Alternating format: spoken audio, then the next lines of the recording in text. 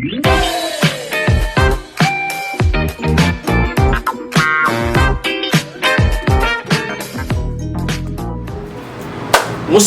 mga ka-teknik? Welcome sa panibagong video. Kung hindi ka pa nakasubscribe sa channel ko, ay huwag kalimutang i-click ang subscribe at ang notification bell para lagi kang updated sa mga videos ko. Kung ikaw ay bibili ng bagong smartphone, mahihilo ka na sa pagpili kung ano nga ba ang bibilhin mo. Lalo na sa mundo ng Android. At sa panahon ngayon, hindi mo na kailangan gumastos ng malaki para makabili ng isang quality smartphone. And for this video guys, samahan ninyo ako sa aking unboxing sa isa sa pinakasulit na smartphone na mabibili mo ngayon. Ang Xiaomi Redmi Note 9. Huwag na natin patagalin pa guys. Umpisa na natin ang unboxing. So nakalagay dyan sa side is Redmi Note 9 with easy access to the Google apps you use most. Ayan. Xiaomi, sino bang pinapatamaan mo dito? Si Huawei ba? Okay, so saan na natin ang unboxing?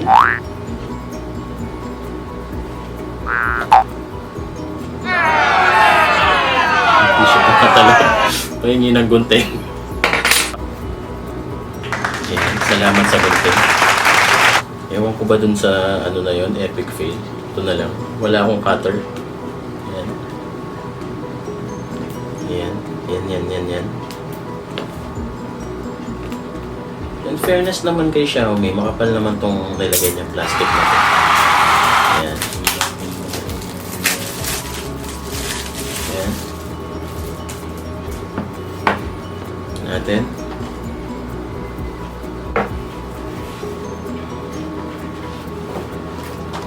So, sa box na to, dito yung SIM, ejector tool, or ejector pin. Then, meron siyang user guide, tsaka warranty card. Yan.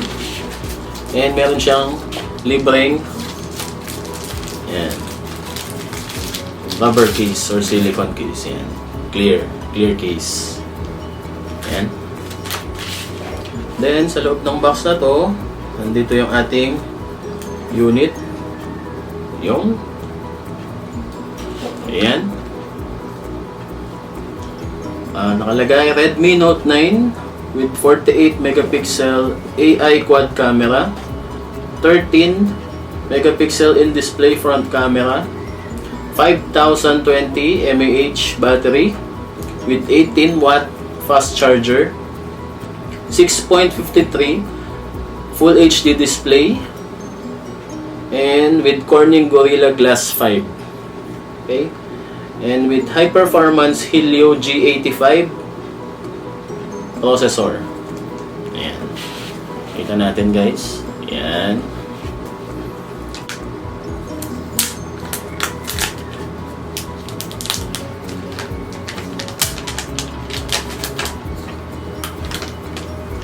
Yun.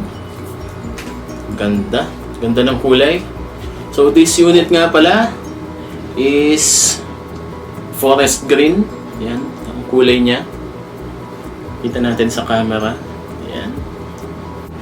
Tapos ano pa ba yung laman ng box? So, sa loob ng box meron din siyang yan yung kanyang 18 watt charger.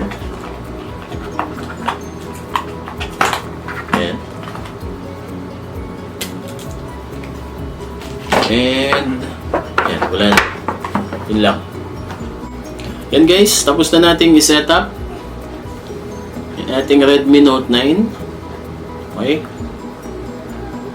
Yan. Napakaganda. Sa display guys, meron siyang 6.53 dot display. Okay, so dito yung kanyang punch hole camera. Okay, so maganda naman and malinaw yung kanyang screen. Kasi ano na yan, 1080 Full HD display. Yan.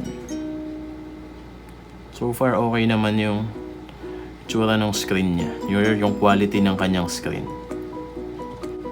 So, punta tayo sa kanyang build quality, guys. So, yan. So, yung likod niya is made of polycarbonate plastic. Okay, so hindi siya glass. Okay, so mas prone din kasi ito sa scratch, no? So, make sure lang din na maglagay kayo ng ng case para hindi madaling magasgas yung likod ng phone. Especially pag itong kulay na to, sayang naman yung kanyang ganda kapag napuno ng scratches. So, sa right side, nandito yung power button and yung kanyang volume rocker. Then sa left side naman, nandito yung kanyang SIM tray, dual SIM tray. Okay? Then sa taas, meron din siyang IR blaster. Ayan. And sa baba, so yung kanyang 3.5mm headphone jack, speaker, and yung USB Type-C port. So next guys, check naman natin yung kanyang AI quad camera setup sa likod. So meron siyang 48 megapixel primary camera, 8 megapixel dun sa kanyang secondary. Meron siyang 2 megapixel macro with autofocus, and yung kanyang 2 megapixel depth sensor. Okay? And nasa likod din, so sa baba ng camera niya is yung kanyang rear mounted fingerprint scanner. Okay? Yan yung kanyang flash. So meron din siyang 13 megapixel front camera. So pagdating sa battery and charging, so meron siyang 5020 mAh battery, capable of 18 watts fast charging. So pagdating sa software ni Redmi Note 9, so meron na siyang MIUI 11, MIUI version 11, and yung kanyang Android version is nasa Android 10 na. Meron na rin siyang octa-core with 2 GHz na Helio G85 processor.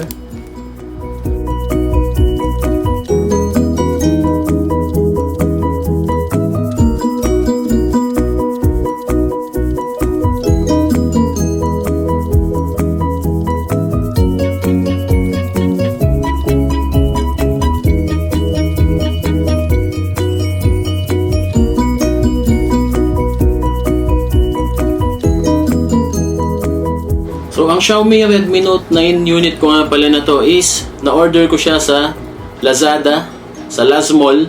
Yan. So, na-order ko siya ng 7,460. Okay? So, medyo mura siya. Kasama na yung shipping fee doon.